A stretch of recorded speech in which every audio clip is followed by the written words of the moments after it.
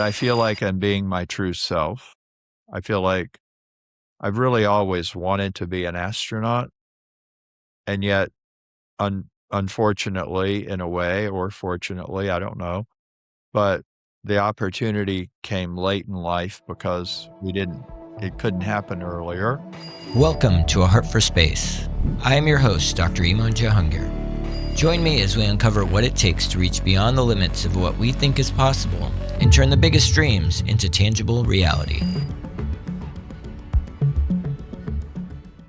Thank you so much, Frank, for joining me today. I'm pretty excited, not just because we're friends, not just because you were kind enough to write the foreword to my book that's coming out in August, but also because I think you have a very fascinating story, over the span of your life. So I'm excited to talk to you about that. So thank you for Thank you. joining us. Yeah. So Thank I start out this podcast asking everyone to describe themselves for someone who's never heard of you. Who are you? How would you introduce yourself at a party? Yeah, I'd say, well, what is probably most relevant right now is that I wrote a book called The Overview Effect: Space Exploration and Human Evolution, which was published in 1987. And other than my family, the dominant story of my life is the overview effect. It's a phenomenon that has been documented by astronauts as a shift in cognition and consciousness. And I think it's a new paradigm for the whole planet. And so for 40 years, I've been working on sharing the overview effect. And it's a message that the astronauts, which you will understand having flown, it's a message the astronauts want to share. And I'm privileged to be helping them with that. I That's mean, how I that's see it. pretty incredible. 40 years of spending the time, and you see a lot of people when they're young say, "Oh, I would like a life project," but I don't think many people actually come up with that project that sustains them throughout their life and career. Who were you as a kid, and did you ever imagine growing up that you would end up finding something that really, one, was novel, I think, in its description and understanding, and then two, that would sustain you all these years? That's a really good question. I think I actually did want to find something like that. Yeah. Um, for me, the whole interest in space exploration started with a little book my mom gave me when I was 10 called Stars. From that day on, I was hooked on the universe and wanting to know more about it. And that passion evolved from astronomy to rocket science to be an astronaut, wanting to be an astronaut, and wanting to be deeply involved. However, my real talent is writing. My real talent is media and communications. And so rather than be a NASA astronaut, for example, for which I did not have the proper training, I gravitated toward writing about space, and that led to interviewing people like you. And yeah, it's as far as it being a life project, when I had the insight 40 years ago on an airplane, the epiphany, I call it, Yeah. that led to this, I thought it would be a life project, honestly. However, I think it's important to emphasize for people, it was not linear. It hasn't been linear. There have been long periods when it seemed not to be happening at all. Yeah. And I always, like you in your book, Iman, where you're very good at giving people advice how to cope with life's challenges. I do attempt to emphasize to people, you may have a life purpose and you're clear about it, but there will be zigs and zags and times when you feel like you're not doing it. And Yeah. the advice is so simple, don't give up. What I guess going back to your spaceflight history, what was the first like NASA mission that you recall? The first NASA mission Yeah, that I do you remember what the first mission that you were like, "Holy smokes, there's humans going to space?" yeah. Well, it was certainly Alan Shepard as far as NASA goes. Okay.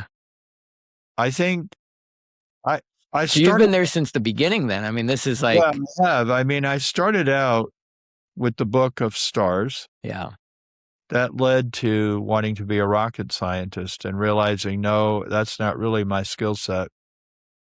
But when Sputnik went up, and this is an interesting story for people who are young, it's important to understand that I owe the Russians a great debt of gratitude yeah, because what happened is what I call surface thinking.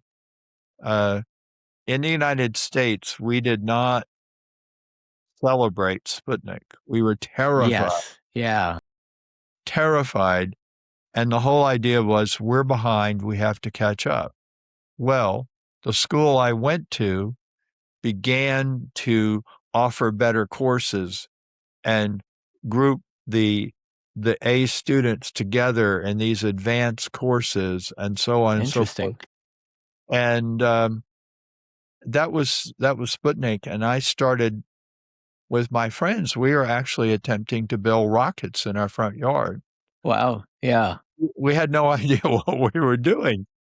And then that was followed by Yuri Gagarin, which was kind of piling on. That was oh, they're way ahead now. yeah. And then Alan Shepard was the first NASA mission. And of course, that was exciting, even though it was a suborbital hop. I mean, it's pretty incredible that you've been here since the beginning of the space program. I mean, you've been here since before model rockets, probably, because kids weren't making model rockets when we didn't really have No, rockets to think about. my parents were terrified that I was going to blow my hand off. I Yeah, probably could have. yeah, that's fair. There were no books about how to build a rocket. There were no model rockets, but we were obsessed with it, Yeah, and we really wanted to be part of this whole space program. And, in quick succession, the United States started catching up, and then yeah, there was Apollo, which was an amazing experience. I think if you really think about it, it was from 1968 to 1972 that Apollo went to the moon. Wow. yeah. Quick succession, 68, 69, all the way to 72. And those few years, look at all the missions we mounted to go to the moon. And I think it's interesting that Jared Isaacman keeps focusing back on Apollo. We're going to do things the way they used to do things. Yeah. We're going to have a rapid cadence. We're going to do the near impossible. And I think that was like Sputnik for me because at that point I was very, very far from being involved in the space program. Mm. I was in graduate school at Oxford, and I was very far from space. But when I came back, I started getting back into it. And Apollo 8 inspired me. It was Yeah. such an amazing mission, kind of like Artemis 2. Yeah, I mean, I guess the other question I would have about that as someone who's lived and also, like, thought about space for decades. We all look at the old kind of program, which was, like you said, the Apollo, Gemini, Mercury, but really Apollo was the feather on that cap. Do you feel like there have been other periods in human spaceflight that are equivalent to that? Are we now in a period that's equivalent to that? Did 2021 with the opening of commercial space, is that like a similar part of our history? Or what's your take on that as someone who's been around? Yeah, I think there have been these milestone moments. Certainly 1957 with Sputnik, 1961 with Yuri Gagarin's flight, then 68 and 69, Apollo 8 and 11. And then from there, I think there was a lot happening. There was Apollo Soyuz in Yeah. 1975.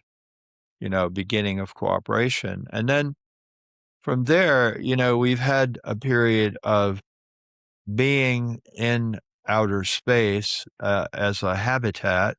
We've had more than 25 years on the ISS, which has been terrific. But I think more recently, 2021 was a huge year for you and me, in the sense that for me, I always wanted to be an astronaut. I know that now, Yeah.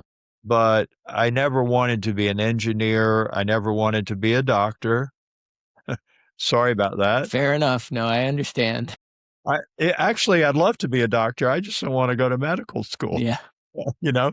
Um, but it's interesting that in 2021, I started talking about all of us are part of the new astronaut corps.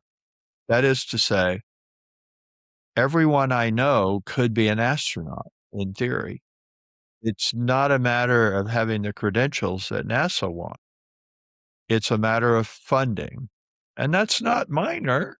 No, That's yeah, it's expensive. Yeah, it's still expensive. However, it's not what it used to be, where I would look at the NASA application and I would say, I'm a social scientist. Yeah, I can't even apply.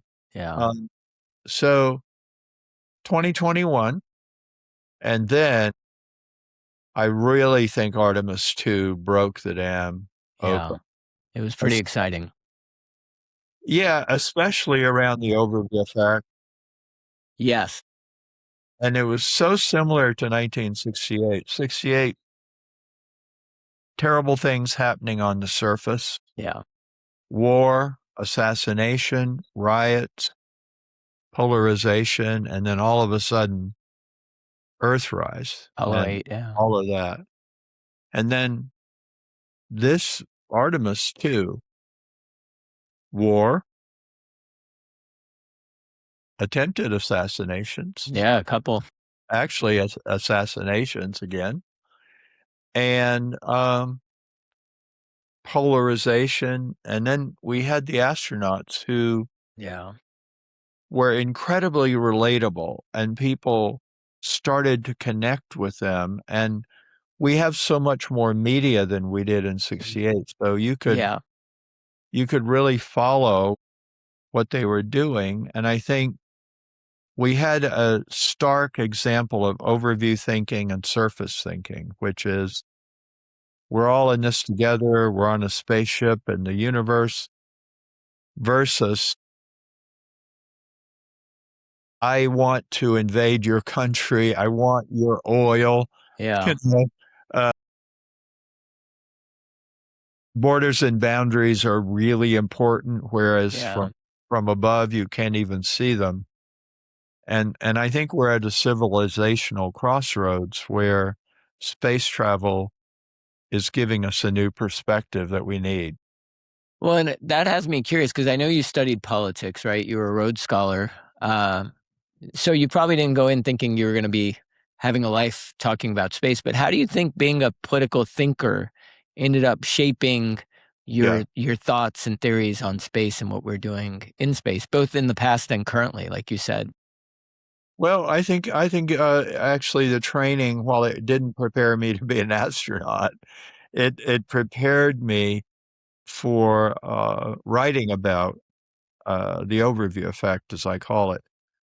And one of the aspects of it is learning about paradigms and worldviews, and realizing, in one of the presentations I give, I talk about the fact that the heliocentric model of the solar system was proposed by a Greek philosopher in the 3rd century BC. Yeah. That was not looked upon too highly. It was not acceptable. No.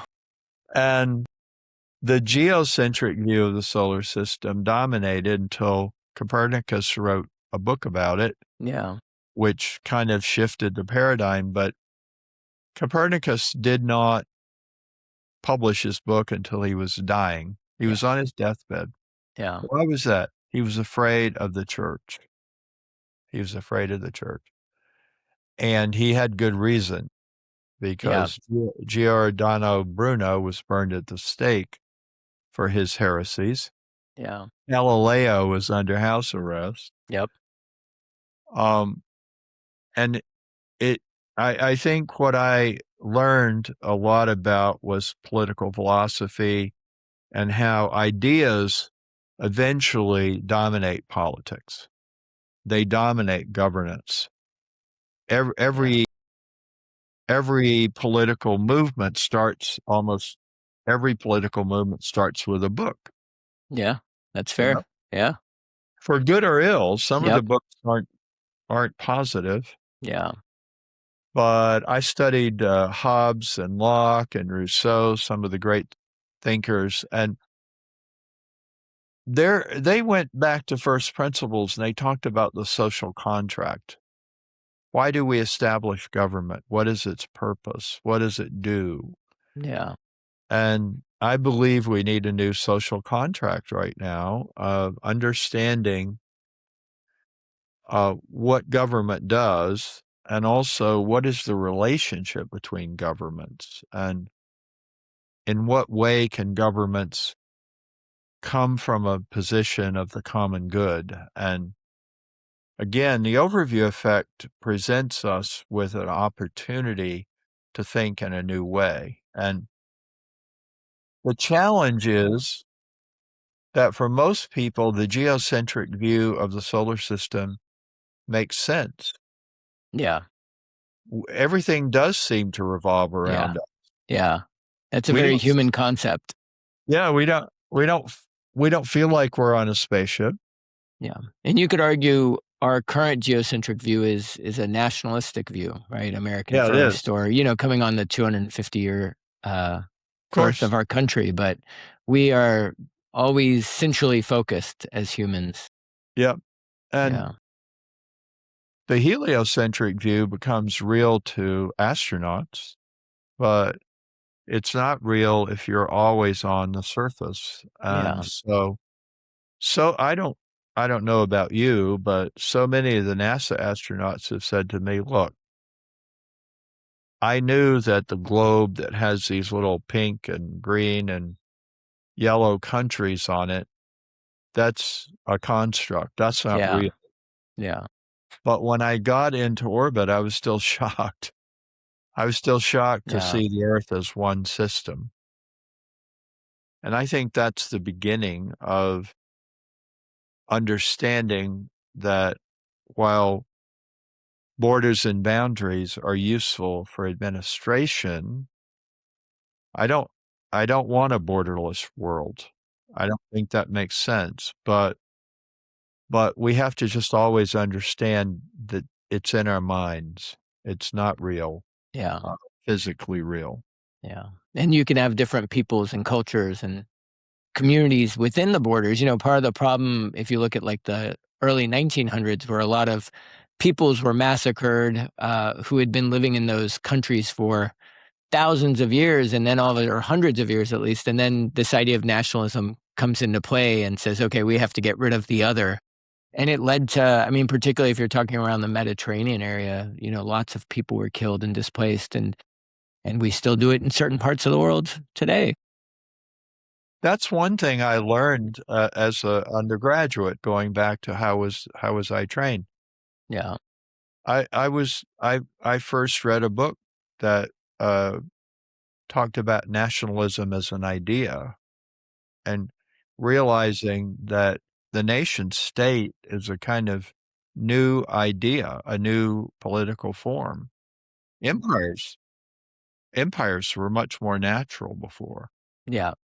And what does that say? Well, it says, again, we have a choice to change how we govern ourselves, and, we have choices. We're not stuck with what we have. And so my hope is that the writing I do and the speaking I do will give people an understanding that we have some freedom to make decisions about how we go forward. And it may not be today, but who knows in 50 years, you know? It's like 250 years ago, the people who founded this country made a choice that they would govern in a way that was different than anyone had done for a long Right, time, so right, and it's interesting too, when Europeans came to North and South America, they had a choice that we don't think about very much. They could have come and said to the indigenous people, "Oh, it seems like you figured out how to live here. that's right. Teach us." They didn't decide, "Oh, you should teach us." No, they decide, "We're gonna teach you Yeah, how to do it." yeah, It's always we consistently have a choice, and I think right now we have a choice between overview perspective and a surface perspective, and it's not one against the other, but what is the synthesis of the two? What is how do you live on the surface, which most people will do, but have a broader perspective, and I call that the mind of the terranaut. So it's a person with overview awareness who has never actually flown or had an opportunity to see the Earth from a distance. So we need more terranauts, is one way of putting it. yeah. Well, I do wonder if we go out to the moon and actually have a base, if that, because you know, we're on the ISS, and I'm sure that's affected some of our thinking, but not I don't think it's shifted global thinking. I do Yeah. wonder if the moon is far enough to shape global thinking. Well, I think you brought up a good point, and I attempt to share this with people. The original theory of the overview effect had nothing to do with astronauts. Hmm, The original theory, when I was flying cross country, looking down at the Earth, the idea of the overview was that it would be something that would happen to future permanent space people. yeah, They would always see the Earth in the sky. They would take it for granted. Well, of course, the Earth is there. And they would, without going through a lot of thought and being shocked by it, they would know the Earth is a whole system. Everything is integrated, everything is related. yeah, And I think a permanent moon base will be more like what I was thinking about in the first place, where if people are living there, working there for months or years, they will get used to seeing the Earth in the sky. And yeah, they will come back and they will share this broader perspective with the surface people who've never been. And the hope would be that this will begin the synthesis process, you know? and maybe allow us to govern in better ways. I hope so. Maybe. Well, we do govern in better ways than we did Yes. centuries ago. Yeah, I do believe that humanity evolves. I think we learn from mistakes. Sometimes there's regression. We move back and move forward. But it it's easy to get caught up in the negativity of what humans do. And one of the wonderful things about spaceflight is to see what humans can do when they work together toward a yeah, goal. The International Space Station is an incredible monument to human ingenuity, persistence, capability, um, and it's just one example. And that's one great thing about the entire space effort. It's working together to do something unique in the 4.5 billion years history of the Earth. It's yeah. I mean, and even shorter history of humankind. yeah, I it's guess it remarkable. started from a place of competition with Russia, but where and you've written about this before, but what do you think the purpose of human space exploration is? You know, the initial purpose was, I think, to prove we could do it, but now what's your answer after thinking about it for decades? Yeah. Um, well, I wrote a different book about that. It's called The Cosmo Hypothesis. Hypothesis, yeah. Um, yeah, I'm not sure I know the answer, but my hypothesis is that we are part of the universe, and that as part of the universe, as we become more knowledgeable and self-aware and more conscious, the universe becomes more knowledgeable, self-aware, and conscious. Yeah. And I've been struck by other people's theories that say really everything is conscious to some extent, depending on its well, I think maybe I added depending on its information processing capability. Uh, Okay. Edgar Mitchell talked about that a little bit. So it really started with a question of why has the universe supported the evolution of the human species, which can explore outer space, Yeah. not only with rockets, but with telescopes. Yeah. We are becoming increasingly more aware of the cosmos and our place in the cosmos. And so, as part of the cosmos, as we become more self aware and intelligent, I think we can say that the universe is itself evolving. And I think it hard for people to get their minds around that. But what it leads to is the realization that most justifications for space exploration and development are geocentric. It's all about Yeah. what can it do for us? Yeah. How can it benefit us? And I believe the hypothesis leads us to ask, what can we do for the universe? And although this might seem a little far-fetched, years ago, we treated the earth like an inert thing that we could Yeah. exploit. Indigenous people didn't, but a lot of dominant civilizations started looking at the earth as something to dominate and use. Yeah. And now I think partly because of the overview perspective, we're beginning to look at a more symbiotic relationship with Earth. Yeah. Therefore, I believe with the right attitude, we could have the same symbiotic relationship first to the solar system and then to wherever we go beyond that. And it's a stretch mentally. Yeah, I mean, However, we do have a choice of whether we're gonna go outward in an exploitative manner or an exploratory manner, and I believe one of the reasons Star Trek is such a popular franchise is they were exploring more than exploiting, and they even had the prime directive of non-interference. yeah. Other life forms, other civilizations. I do think that if we find other life forms, then that changes that balance, but if we don't find other life forms, we might be exploiting. I know. That's the problem. I believe it was Carl Sagan who said, "If we find primitive life on Mars, that's it. We Yeah. can't put settlements Yeah. there, can't we can't mine there."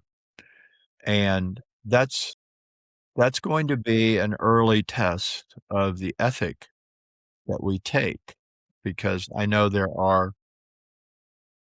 people who want to live on Mars, and Yeah. one of them is the wealthiest man on planet Earth, And has rockets. and he has rockets, and he is designing rockets to go to Mars. That's right. With that mindset, I don't think he'd be willing to just make it off limits, but No, he's here, Carl Sagan isn't. that's true. Um, Yeah.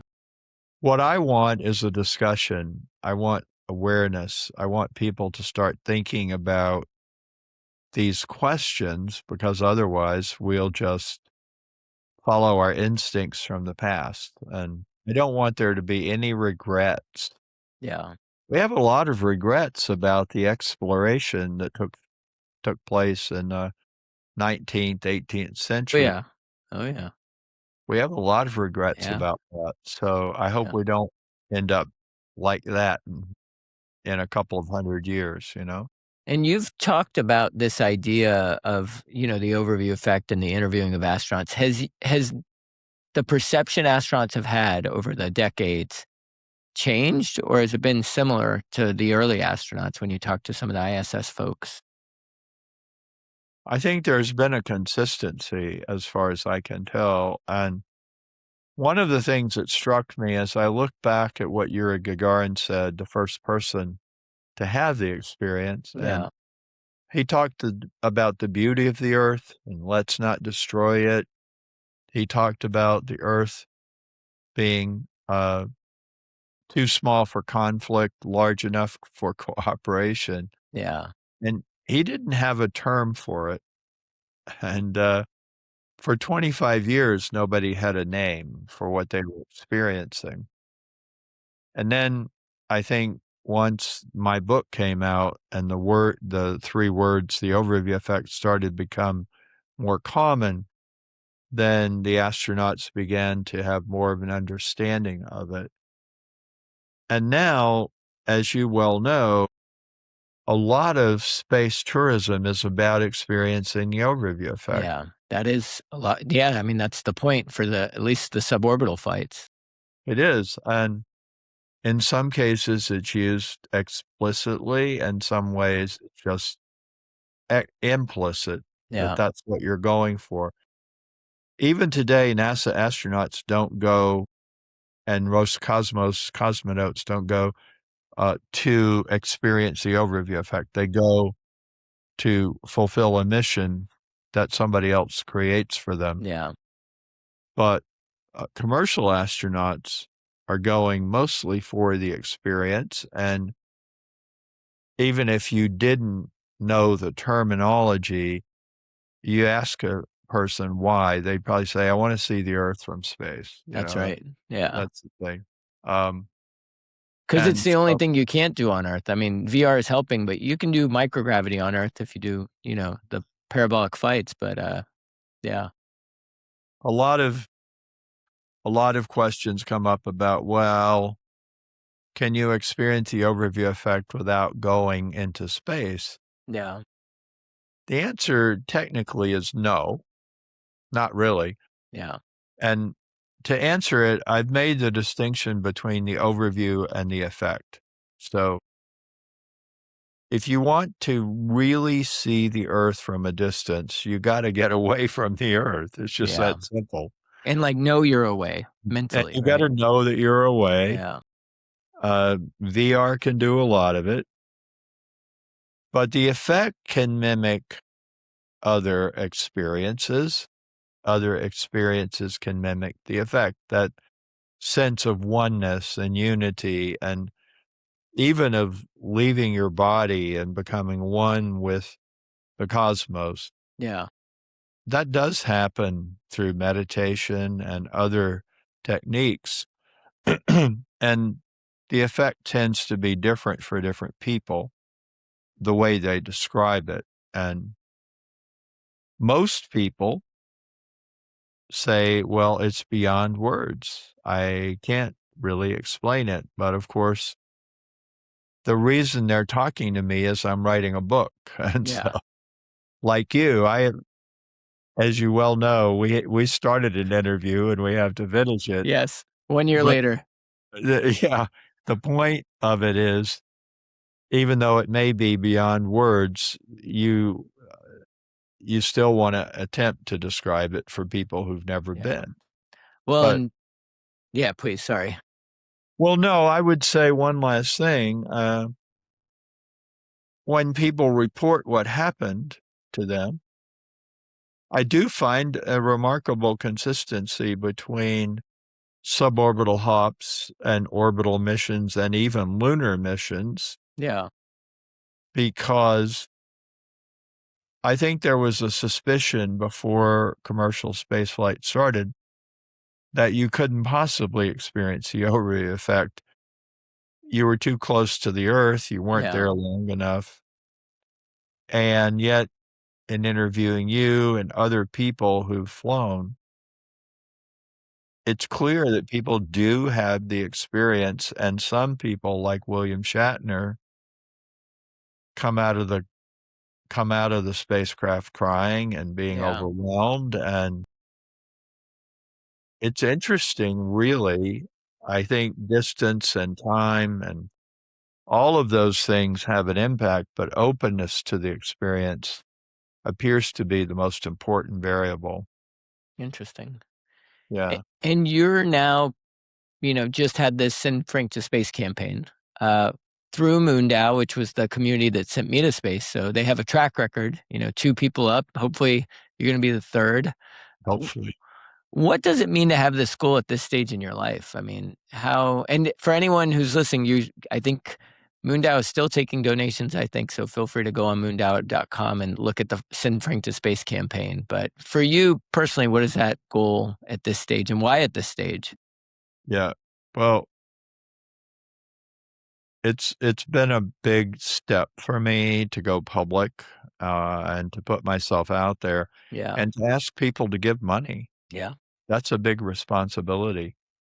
Um, what I would say is a couple of things. One is that I feel like I'm being my true self. I feel like I've really always wanted to be an astronaut, and yet unfortunately, in a way, or fortunately, I don't know, but the opportunity came late in life because it couldn't happen earlier.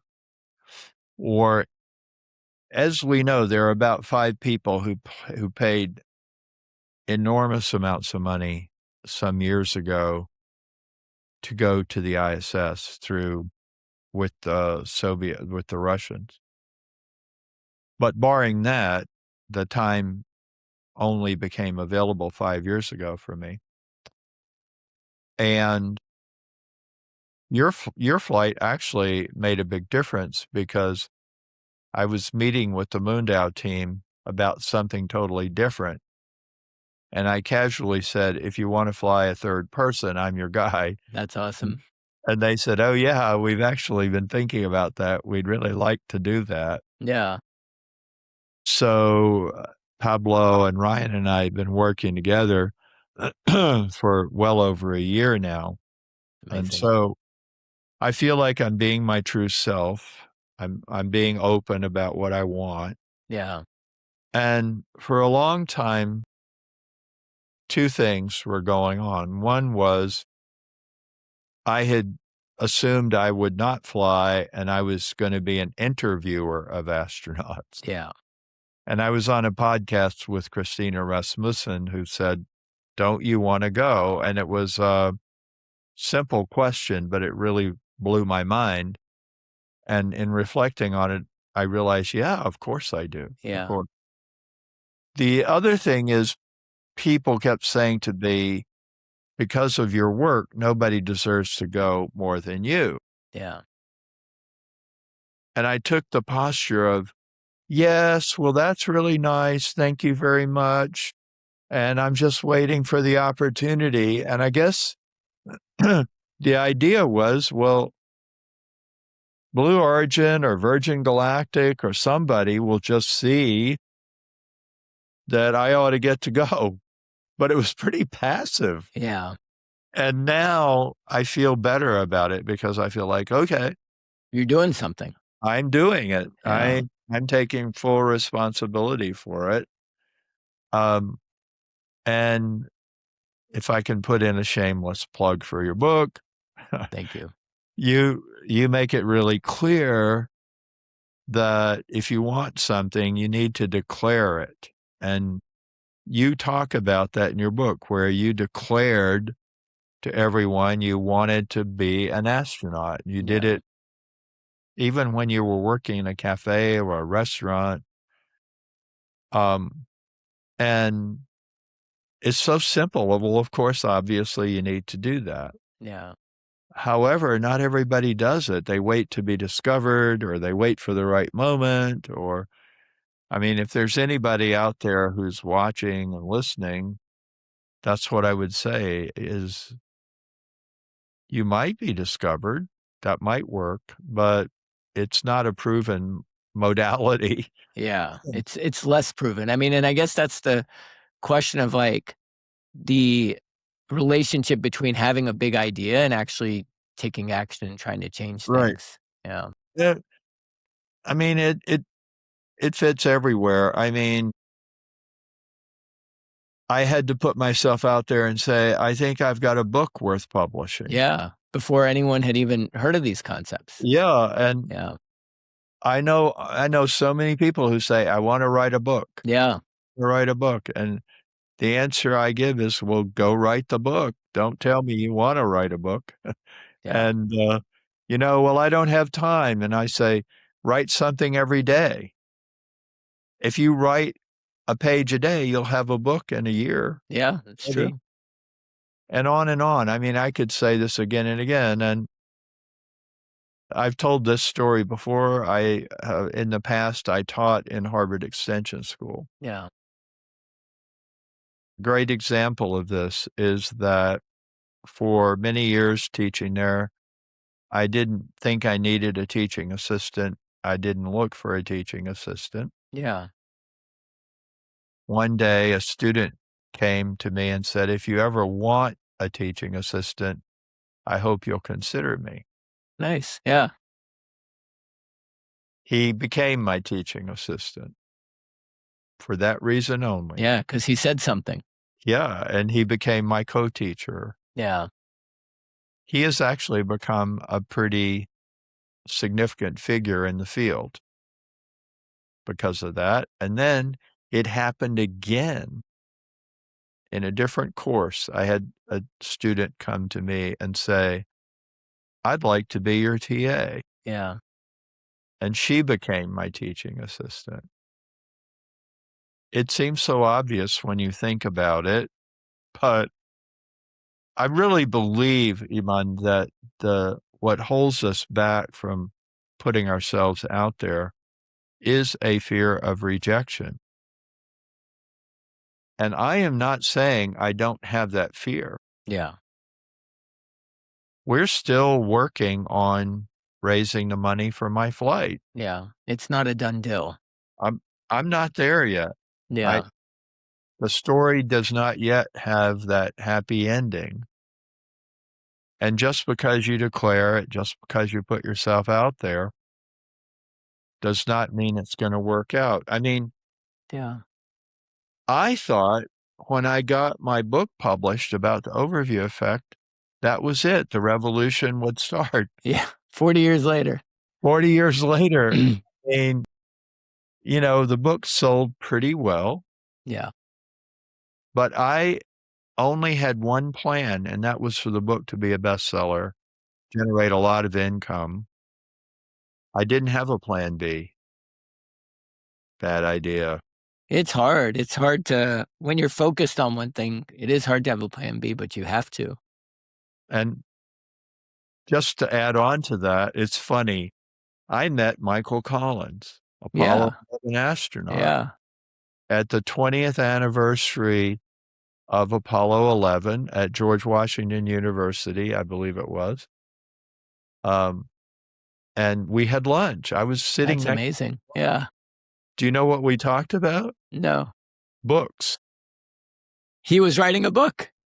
He had written a book, Oh a gosh. great book called Carrying the Fire. Oh my gosh. What do I remember from my conversation? I remember him saying, "Well, as you know, it's one thing to write a book, it's another thing to sell a book." Yeah. Very Um, difficult. you'll find out. Yeah. Very But difficult.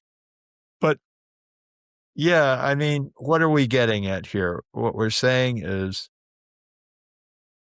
whatever your dream, whatever your passion, you've got to put yourself out there, and you might get rejected. It's not to say you won't be, and Yeah.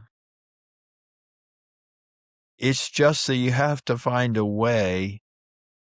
If you really want to reach beyond yourself, you have to reach beyond the rejection because you probably will have it, and Of course, in your book, you point out you came pretty darn close to being a NASA astronaut, Yeah.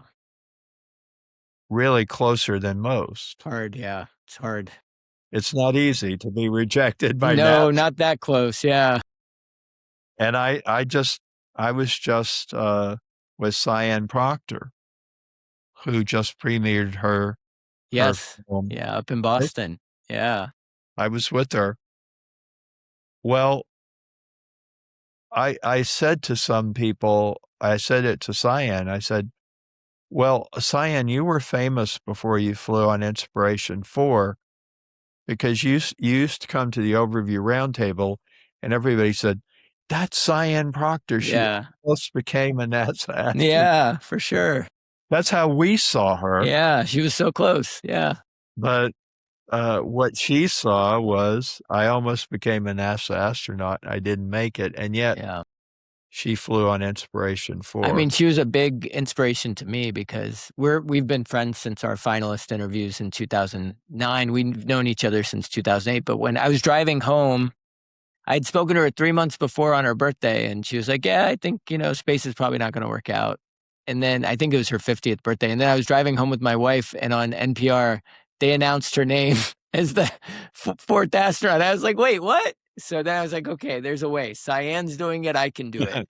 Which leads me Well, to a question about you, which is, who in your life do you think has shaped you the most deeply? I mean, I would say Cyan was definitely my inspiration in the last, like, 5 years, but for you in your life, in or outside of the space world? yeah. Well, I'm sure most people would say my parents shaped me. You know, my parents always felt that I could do anything. Yeah, Um, they didn't put limits on me, and I think it was not with a lot of planning, but my mother somehow knew I would like that book about astronomy. yeah, Um, and since we're coming close to Father's Day, I've recently shared that when I had my first job, which was working in a grocery store gas station, I was very nervous. And my dad said, "Well, my advice is always give the boss more than he expects." good, yeah, Yeah. And those are the kinds of things that good parents do. Uh, moving beyond that, in the space field, it was definitely Gerard K. O'Neill, okay. who, Tell me more about him. yeah. So when I came back from Oxford in 1969, I had watched Apollo 8 and Apollo 11 from another country, and I came back, and Apollo was still going on. And my interest in being part of the space industry or the space movement was heightened once again. And I had finished my education, and my education did not qualify me to be part of the space Yeah, business. And somehow I discovered O'Neill, who was writing The High Frontier. And the secret there was that he went beyond missions to migration. He envisioned millions, if not billions, of people living and working off of the planet. yeah, And he established the Space Studies Institute. And they were having meetings in Princeton.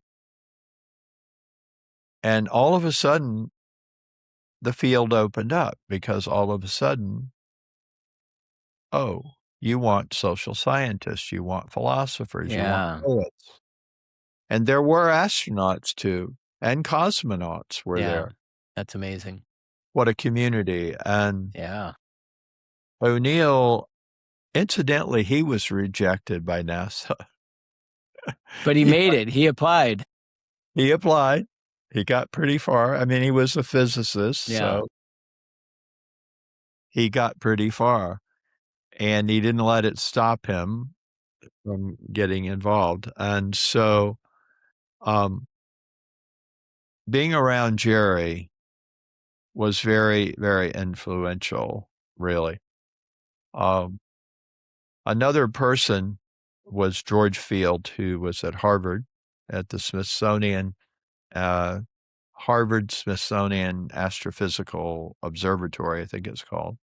Um, Peter Diamandis introduced me to George. Interesting. Yeah. Yeah, and this was like early 80s. I really didn't have the overview effect in mind at the time. I was into human systems and systems thinking. And I met with George, who was on the National Commission on Space that President Reagan had established. And I started talking to him about my ideas, and I was so surprised. Here was this high-level Harvard professor, and he just kept listening. You know, Yeah. we spent well over maybe 2 hours talking. Wow. Yeah. So eventually, I became a bit of a volunteer to him on the National Space Commission. That had a big impact. So I kept finding ways in. And, Yeah. um, yeah, beyond that, I would say, all of the astronauts Yeah. and, all of the astronauts have affected me. And finally, in modern times, I would say Dylan Taylor. Yeah. Fair enough. Yeah. I mean, Dylan has supported me. He has supported my initiatives, my efforts, and all along, he has supported my desire to fly. Yeah. He's Uh, also supported other people's flights through his nonprofit, Space for Humanity, I think is what he started. So yeah, it's and very I'm inspirational. on yeah, I'm on the advisory board for Space for Humanity, Yeah. and yeah, Space for Humanity is all about the overview effect, and it's all about choosing people who otherwise probably couldn't fly, Yeah. but who will come back and do something good for the Earth. So, That's amazing. yeah. And you've Okay. influenced me. Well, you're very kind. I think Yeah. you've influenced me.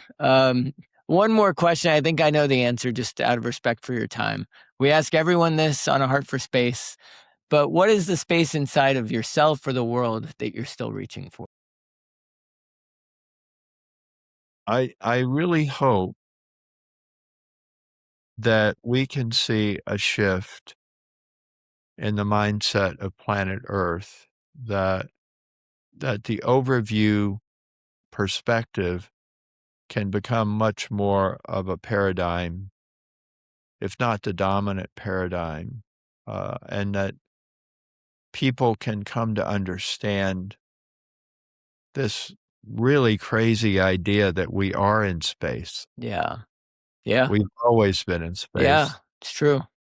and we always will be. And um, I feel like Ron Garan, NASA astronaut, Yeah. is, and Nicole Stott, NASA astronaut, have emphasized we're all crew members of Spaceship Earth, Yeah. and they've both emphasized there are no passengers, Yeah. just crew members. Yeah. So if there's somebody who thinks they're a passenger, I say, no, you're a crew member who's not doing your job. That's right. You're an active member. Get to it. That's that's my that's my heart for space, is that Yeah. people will get those things, and Sounds like we need overview ambassadors in every country. we do, That's what and we need to do. Yeah. yeah, and we need people in every walk of life to bring the overview awareness to what Yeah. we're doing here on Earth. It's not all about leaving at Yeah. all. It's all about being here and bringing this new awareness to life on our planet, and realizing that this is a unique planet. And as Don Lynn said to me when I interviewed him, there's no lifeboat. That's right. This is it. It. Yeah. Better treat it well. Well, I think, perfect place to end it, Frank. Thank you so much for joining me today and joining our audience. And yeah, I look forward to talking to you more. If you don't know, Frank and I have been friends for over 2 years, but we have yet to see each other in person. So I'm hopeful. Well, I hope you'll come to my flight. Yes, 100%, without a doubt. All right. Okay. Take care. Thank you, Eiman.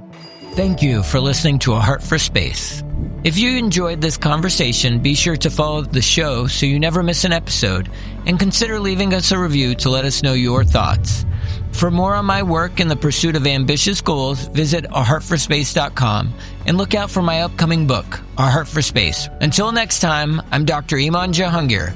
And remember, sometimes the only obstacle to achieving an impossible dream is the courage to keep going.